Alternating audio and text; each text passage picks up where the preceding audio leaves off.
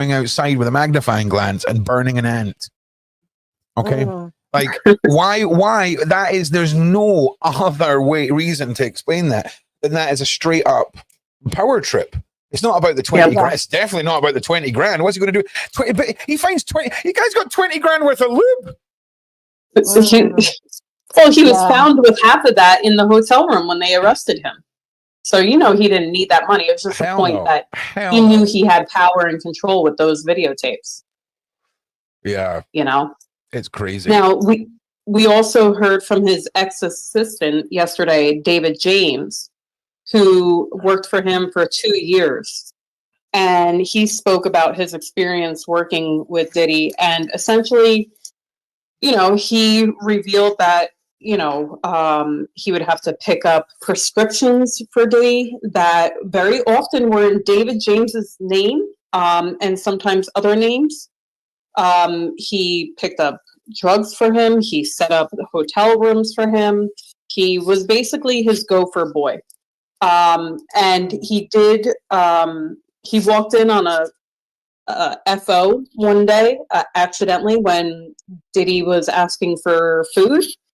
And he didn't realize what he was about to walk into. So he saw Cassie, you know, covered up in a blanket, and a S worker that was completely, you know, bare, that scurried away when he walked in.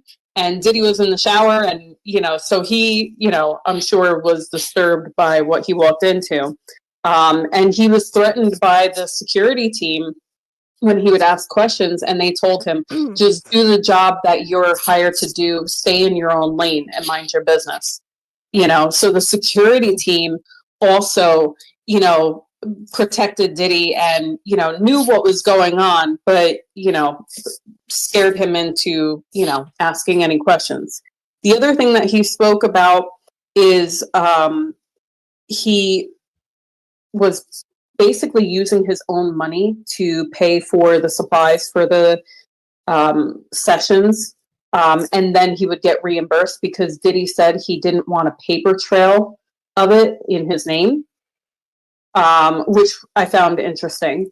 And there was an incident that took place with a chef where the chef told him, you know, to do something to go get Diddy and bring him somewhere. And the guy like grabbed her hand and was like, you know, mind your own business, stay in your lane. He basically repeated what was ingrained in his head from the security people. And then when Diddy found out about it, Diddy said to him, oh, you can't put your hands on a woman. You got to buy her a present now and make it up to her. So the assistant gave her a special cigarette, so to speak, right? Which she enjoyed. But that was, you know, it was interesting that Diddy was even telling his employees, like, well, if you're going to put your hands on a woman, go buy her a gift to make up for it. You know what I mean? Yeah, it sounds like a routine thing. Yeah, yeah. But the nail in the coffin with the assistant, why he left, is that, remember, I believe we spoke about this last week because I believe that's when it came up. The night that they were in the middle of a session and security came to Diddy while he was in the middle of it and saying, Suge Knight is at this diner, you know, and everybody just like up and got dressed and hopped in the SUVs. The assistant was there for that. And he was the one that was told to drive the SUV. And when they showed up to the diner, essentially by the time they got back there, Suge Knight was gone. And so they drove around the block. But, you know, he realized at that point, because, by the way, the assistant and one of the security guards was there at the diner prior to this, getting burgers, and they noticed Suge Knight. So when they got back to the house, that's when they told Diddy. So anyway, fast forward, when they return, Suge Knight's not there. And at the time, he said he wasn't scared, but he realized at that point his life was in danger, that these people were willing to go to war, and they had, you know, full intent with all the weapons that they, you know, loaded up and prepared. And that's when he said to Diddy, I can't do this anymore. I'll stay for 6 months to train somebody else, but I can't. I'm not risking my life for this. And by the way, he was only making 70 grand a year. And he was working. Now, here's an interesting thing too, is he was working 20 hours a day, 7 days a week. So there's the forced labor charge. That's part of the RICO.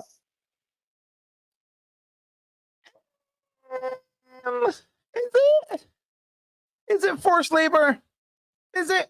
Yeah. Because here's the thing.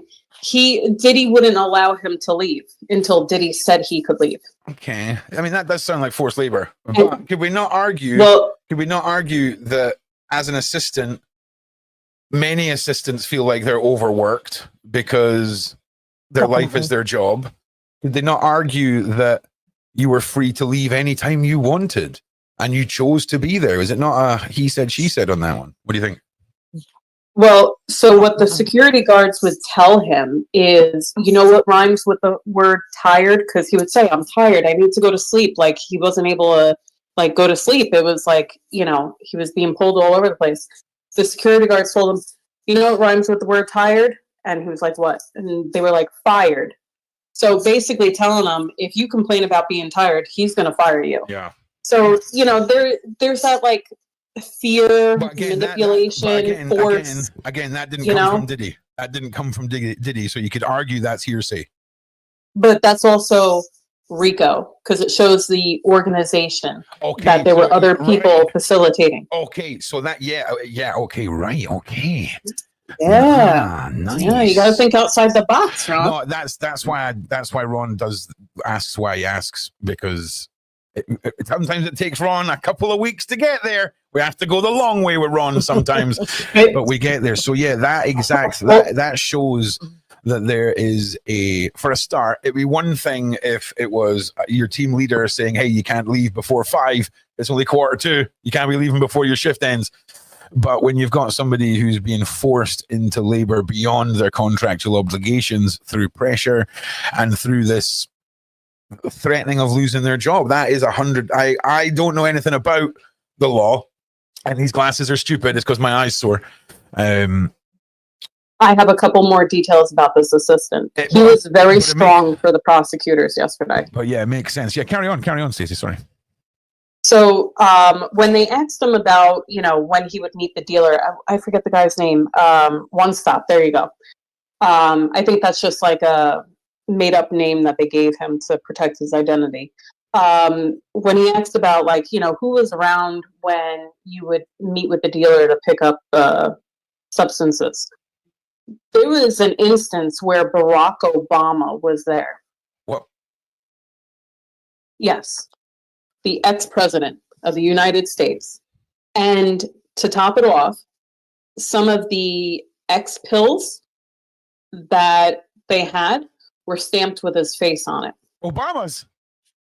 And I was like, oh my God, please do not tell me the feds are going to be looking into whether Obama is part of some kind of drug manufacturing. And, because why else? That's how these dealers brand themselves, is when they put a stamp on it, that's how they symbolize that brand. Well, to have that stamped with Obama's face on that implies not necessarily. When it comes to narcotics culture, it's bricks that are usually stamped with a cartel logo. The little tablets, I'll be honest with you, I've seen them with many a president's face on them. Many a president's face. Yeah, 100%. Super Mario, car emblems, Zeldas, freaking. There was even Louis Vuittons in the shape of handbags with the Louis Vuitton print running through them. It's crazy where narcotic aestheticness has come. It's wild. So I get what you're saying, though. Guaranteed, though, right? All I'm saying is, if you bust me and I've got a big bag of pills and they've all got one of my friends' faces on them, it might not be because he's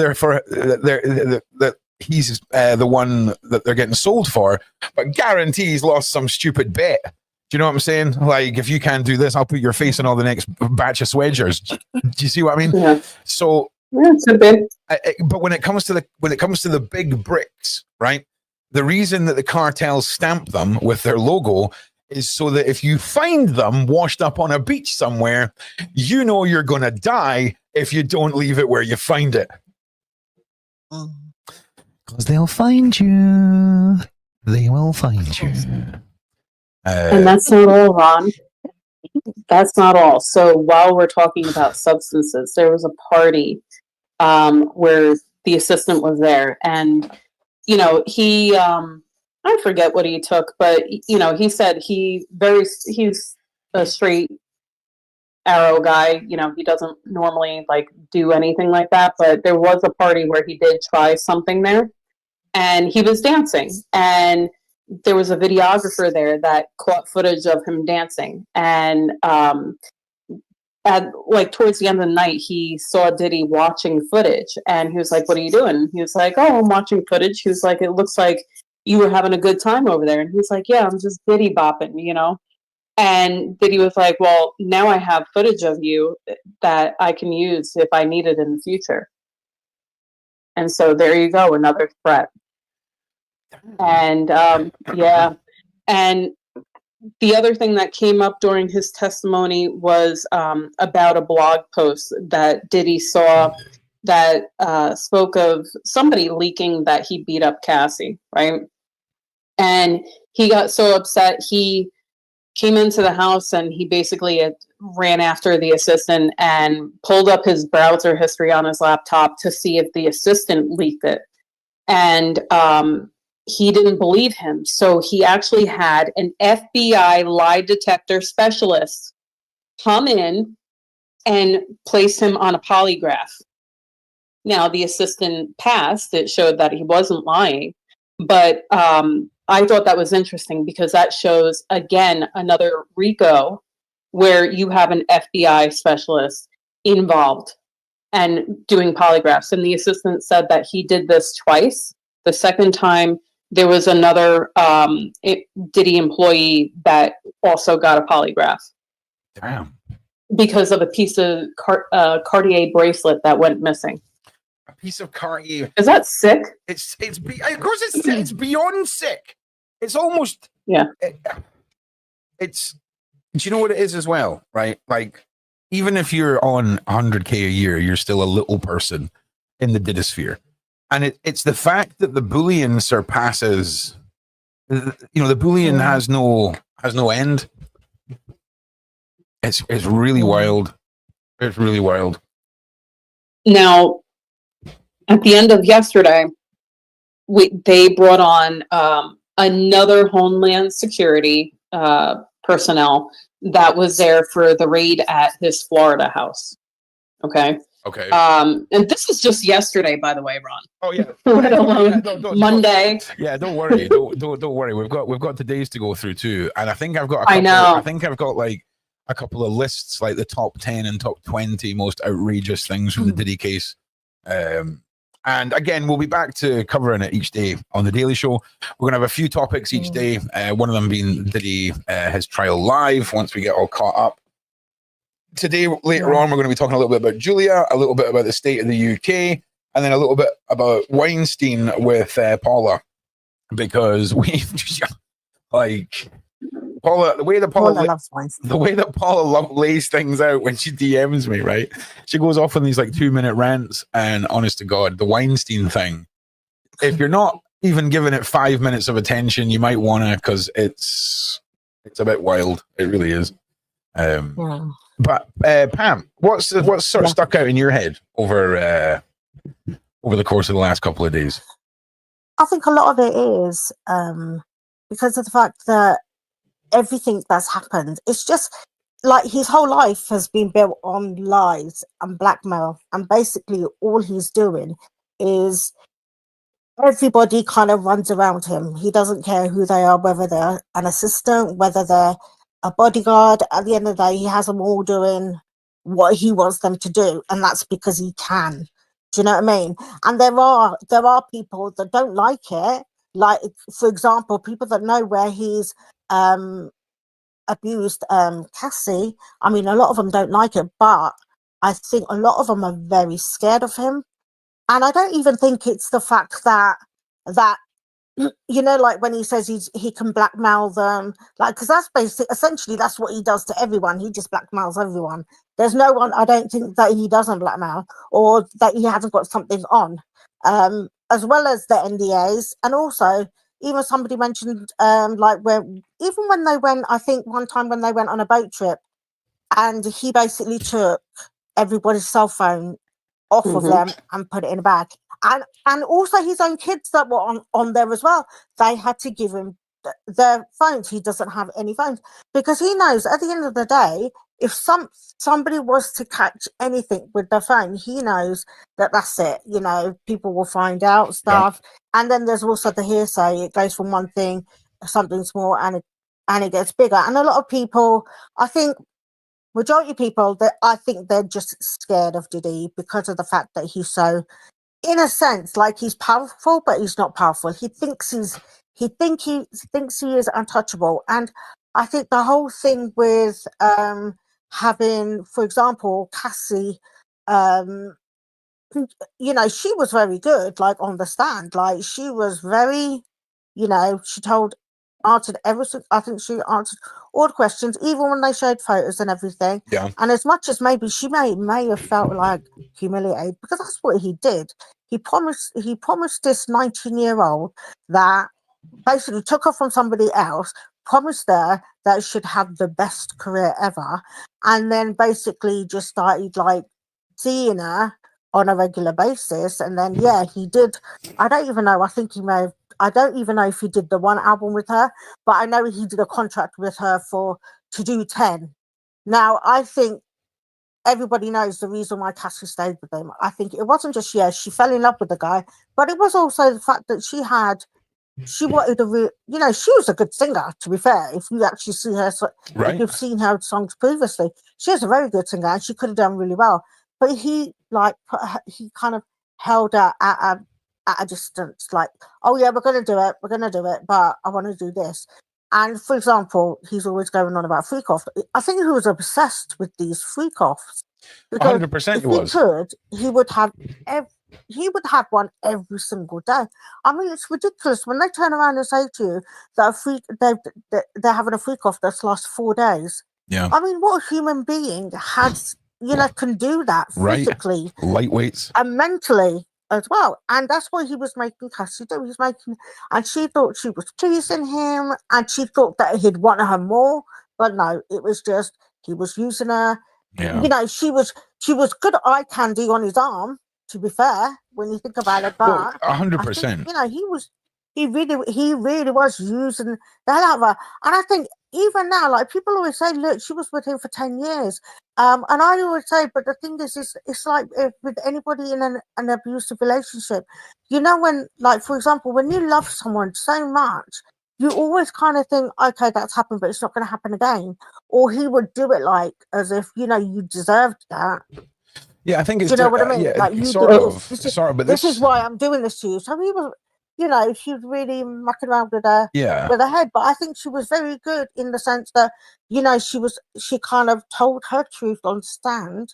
And I know that most probably Diddy wasn't happy with a lot of things, because I did actually hear that he was writing a lot of notes and, you know, and like, and giving them to his lawyers or whatever. But I think whatever she said, I think people, I don't even think anybody's really shocked. Anybody that didn't know Diddy is I don't think they're actually shocked. And, you know, there's people that had seen him, like, where he had, like, he was at a restaurant and he had taken her, and I think they must have had an argument, and he basically shoved her in front of everyone. See, that's how low, like, Diddy was. The fact that he didn't even do it in private. He didn't care who was there. I mean, there were, like, other famous people there at that dinner that he went to. And I want to add to that. Yeah, fire away. But the thing is, he also attacked her and had a very heated argument in front of her mother, where her mother actually attempted to hit Diddy. And because he also took Cassie's phone away from her, and the mother was, like, you know, getting outraged about what he was doing to Cassie. And so he eventually gave up the phone back and gave it back to Cassie, but then he took Cassie's car. Can I just also You know, like, now the other two things I want to say hang on, while what? you're on this topic, before I forget it, because I already did before you started talking. I'll come back to you, Pam. It is Okay.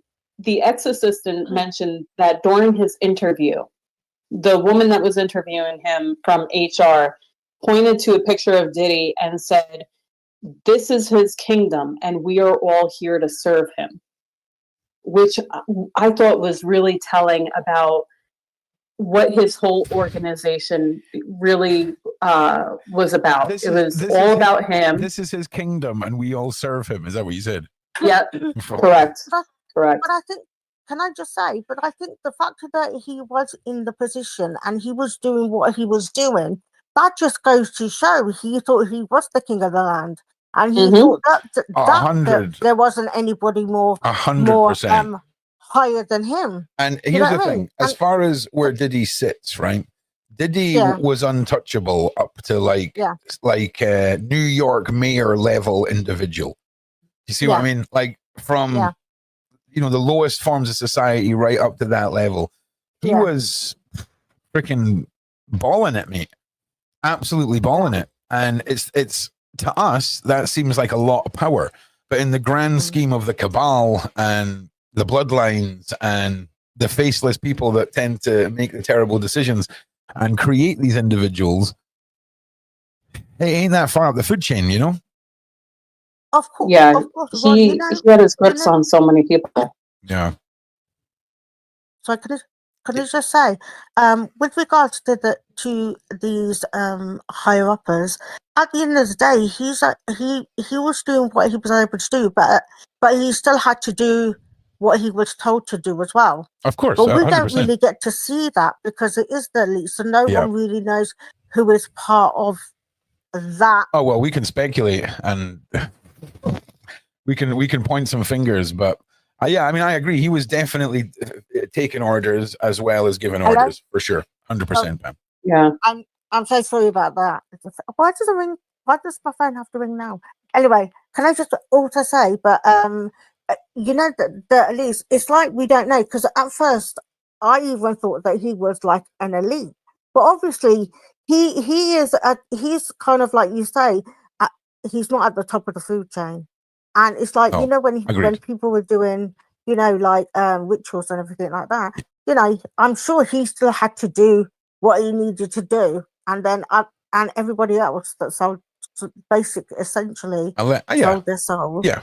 That, you know, they were having to do what they were told to do. 100%. So he was at that level where he could tell people what to do, but then he still had to we're speculating here, Pam. We're speculating a little bit here. So yeah, wrap your point. I want to get back to the updates if you can, Pam. Okay, go for it. Yeah, are you still talking to me? Yep. Yeah. Yep. Oh yeah. Well, yeah. No, but I agree with you. I agree with you. What? Yeah, no, and then also, you know, they had the girl that was in Danity Kane, one of the girls that, you know, was making the band. Dawn Richards. Dawn, yeah. So they had her on the stage, on the stand, and they were asking her a lot of questions. I don't actually think, I mean, a lot of them, I don't think they actually wanted to be there, and I think they had no choice. But, you know, she answered what she could answer, but it was like she could only do too much. Like she said that she had seen like Diddy abuse multiple episodes. Yeah, she had seen, and I think even a few times that she may have like kind of not intervened as in stopped it, but said something. And you know what Diddy normally says is just mind your own business kind of thing. Otherwise, you know, people are going to go missing. Yeah. So you know, so she was. So obviously, she was saying, she was there, but then she was also very careful in like what she said. I think because majority of them, that you know, they are scared. A lot of them have been subpoenaed, so they don't want to be there. Well, not only that, they've got no choice. Dawn Richards also has a civil lawsuit against Diddy. So she was also told by the feds, like, essentially she had to focus on only the topics that they wanted her to address, and she served her purpose in that way. She couldn't speak about the direct threats that she received from Diddy, and the times where she was attacked by him or the ways that he screwed her over, because that's all in her civil lawsuit. So she couldn't speak about that. Her whole thing was to talk about what she witnessed with Cassie, and she served her purpose. Granted, the defense, they did a good job at poking holes in her statements. So it was one of those things where she wasn't as strong for the prosecutors as maybe most of us would want her to be. But her hands were also tied. So, I give her some grace on that. It's like walking a tightrope for her. The other thing that I wanted to bring up is the assistant heard Diddy tell another business associate, asking, how is Kim doing? And Diddy was like, oh, Kim's doing great. She's in, LA with the kids, and she's my queen. And then the business associate was like, what about Cassie? And he said to him, oh, Cassie's great. She's young and moldable, and I got her right where I want her. Oh. Now, if that's not a character, witness, I don't know what is. I mean, but look, that just again, goes to show the mindset that this man had. Again, that he could just young enough to manipulate. Can we not argue that could be argued that was the music producer or her manager speaking, as opposed to Diddy the monster, where he's like, we've got her right where we want her, or I've got her right where we want her. Maybe that's could be seen as in reference to his the music or something. Do you not think that they're going to be able to sort of? I don't think so. Good afternoon. You know why? Yep. Tell me. I think because of the fact that this guy asked about Kim Porter first. Okay. And then asked about Cassie. So I think it goes to show that the focus of the conversation was about his relationships with these two women, personally. Yeah. That's just my opinion. I get you. They weren't talking business. But when you think about it, I suppose she was the mother of his children, so he kind of, and I think he most really truly loved her in that sense, because she was the mother of his kids. But I think there could have been, that was like with Cassie, I think he just wanted Cassie to be at a certain level kind of thing. And, they all knew that, Kim Porter knew that about Cassie, and then Cassie knew about, the other women that he was seeing. I mean, he wasn't just with Cassie, he was with various women. 3 other women, yeah. Besides her. Yeah. He was thrown under the bus about that. Yeah, but that's the audacity of the whole thing, isn't it? The fact that he doesn't care. That's what amazes, because a lot of people will be thinking, you know what, Cassie, she's beautiful. Why are you treating her the way you're treating her? Kind of thing. But like you said, Ron, it is a power trip. 100%. For him, it's control and it's power. Oh no, 100%. Now, listen, everybody, if you guys can do some liking and some sharing for me, I would really, really appreciate it. I know you hear me saying it, but if you could actually do it for me, give this a share, give this a like. It really does help out when you think. And we will be jumping into where we're at in the Diddy trial today in just a moment or 10, shall we say. And we've got Paula coming on to talk about Weinstein in just a little while. I'm going to be talking about some of the state of affairs in the UK and the rise of the MAHDI. And it's very interesting that apparently we have the new messiah for Judaism, Christianity, and Islam walking inside the British soil with his newly founded religion, where he preaches some very interesting things about wanting to bathe the streets in rivers of blood. And wow, it is interesting when you look at how many military-aged young men are coming here in droves and droves and droves. We've got a two-tiered policing system, and we're going to talk about that just in a little while. So, where are we at today? Yeah, well, let's have a look and see where we're at today. Yeah. So Shaun, we ended yesterday with the Homeland Security personnel who was there for the Florida raid, right? So at the end of the day yesterday, he got into, what time they arrived there. They knew that Diddy was flying with his family out of the country, so they waited for him to leave to go do the raid. And they spoke about why they broke through the front gate, and that it's typical procedure and whatnot, because Diddy's lawyers did, complain about that when it happened. They started talking about what they found when they raided the home. They found ARs. I'm sure everyone knows what I'm talking about. They found rugs, lingerie, high heels, toys, Astroglide, the 1,000 bottles of baby oil we all know about. He had loaded pew-pews with, a lot of ammo. They did also mention the pew-pews with serial numbers cut out, which is a federal crime in itself. Yeah, that's serious. That's serious. That's a serious problem. That's a serious problem. So today they picked up where they left off with this guy, and they continue talking about what they found. Now, when I hopped on, I have some notes at that point where they were at. They found 3 cell phones hidden inside of a boot, a Gucci bag with a white bottle with liquid residue of what was combined METH and liquid MDMA, which is essentially a deadly combo from what I've seen. 18 pairs of high heels in his closets. Just the 18. Yeah. I'm curious as to the size of them. Wearing them. I know. I'm curious if they're size 12 or 13 women's. right. Yeah. I'm with you there. If they were specially ordered in ones. You know what I'm saying? Yeah. Extra wide arch.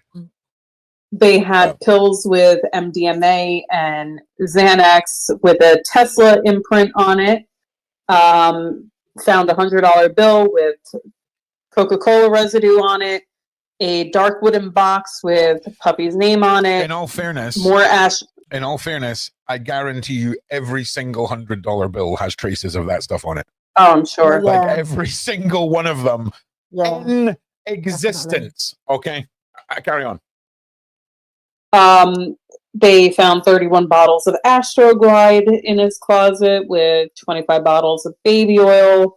They found DBL wash in a clear Ziploc bag with pink MDMA tablets and another bag containing orange MDMA tablets. And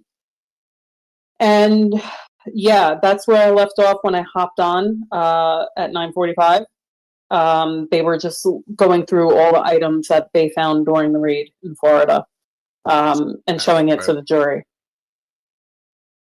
So I'm sure there's plenty of updates since then because it's been about 45 minutes. I do see on Washington Post they're talking about finding a 45 pew-pew, several rounds of ammo in a suitcase.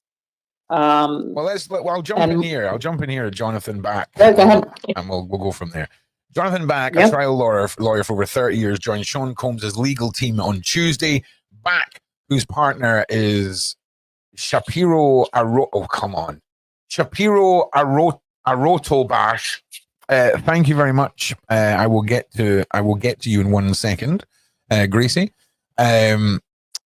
Notably represented David Lemus, who after nearly 14 years behind bar was acquitted in 2007 in a second high-profile murder trial in the death of the Manhattan bouncer.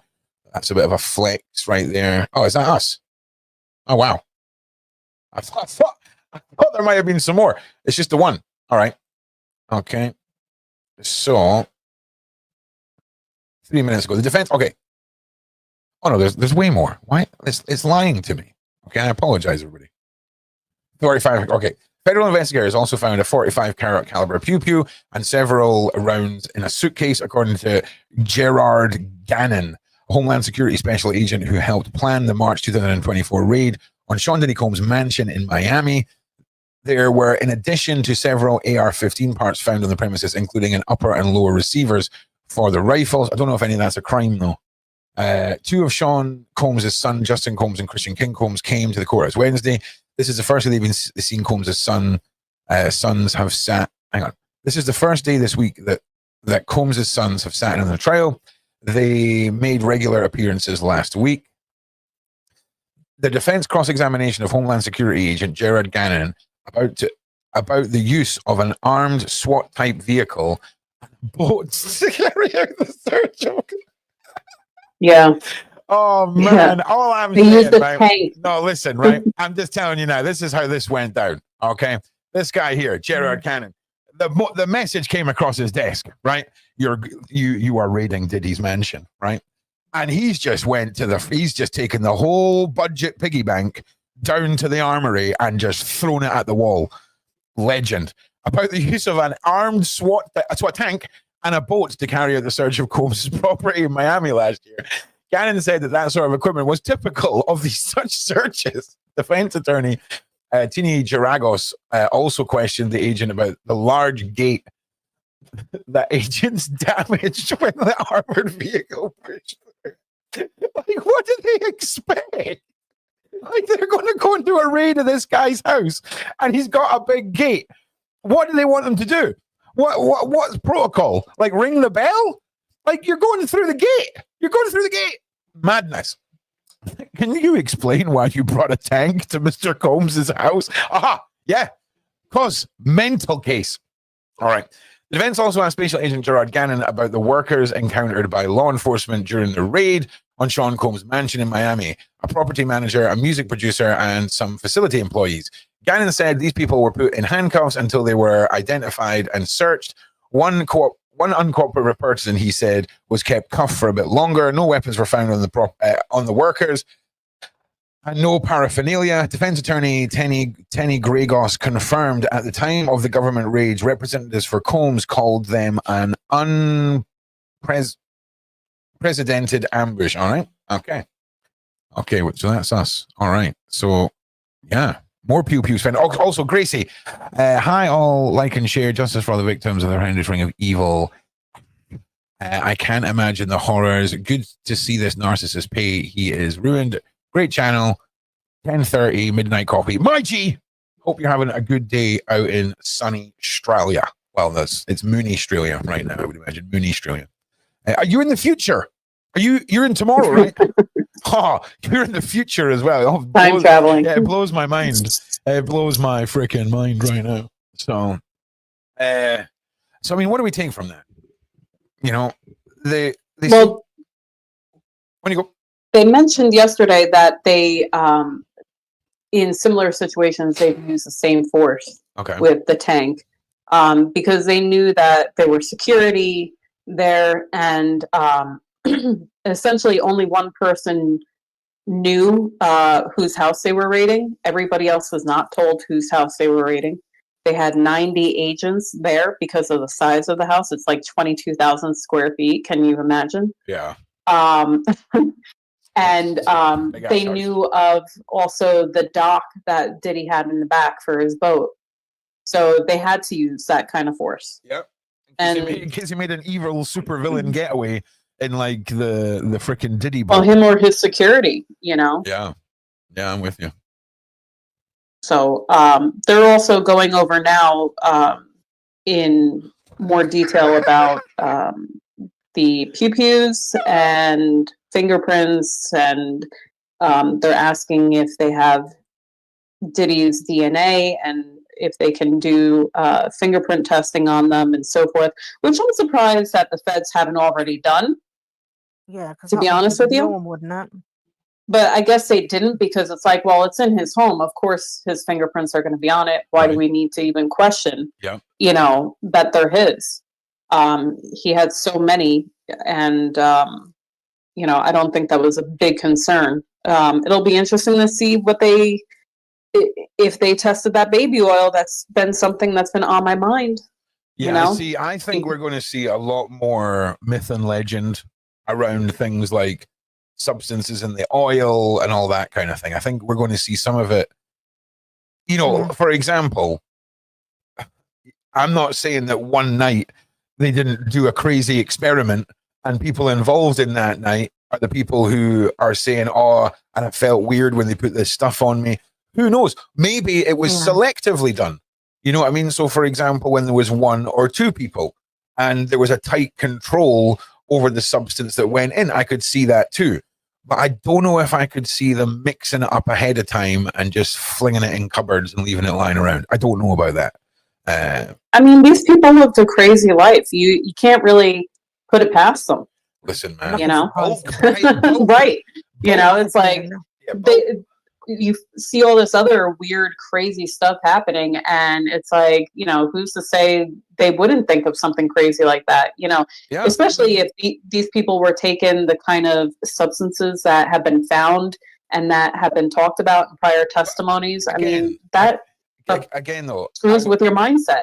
If I'm an evil overlord who's going to, you know, give you substances without you knowing, I'm just going to put it in your drink. I'm just going to put it in your drink because then I know the dose has gone in. So who knows? I mean, but here's the thing: in the civil suits, a lot of people have claimed that they felt some sort of way after the baby oil was rubbed on them. And so if the feds are paying attention to the civil suit claims, which I'm sure, you know, they're aware of what people are claiming in those. And by the way, I saw an interview, I think it was yesterday, where there were a few lawyers on there. It was Tony Busby and a couple other lawyers, I forget who. But I, of course, paid attention to Busby because he obviously was a lawyer involved in these civil suits. And he said, you know, the things that are being brought up in testimony now are the same things that these people were claiming in the civil suits. And he said, so, you know, we have to pay attention to the fact that, interesting, you know, there's a pattern here. You know, they obviously, these people filed the civil suits before this case started or the trial started, you know. So the fact that their testimony is lining up with the testimony we see in court, right? How can we say that these people were lying? Yeah, that's pretty consistent. Yeah, especially when the timelines differ. You know, it's not cases that have come out since things could be pulled from this trial. That's an interesting one, and it's good that they're paying attention to it because the data is important, and it is. I mean, the data is pretty vast. Now we're going to see when when Gerard Gannon is done going through the whole raid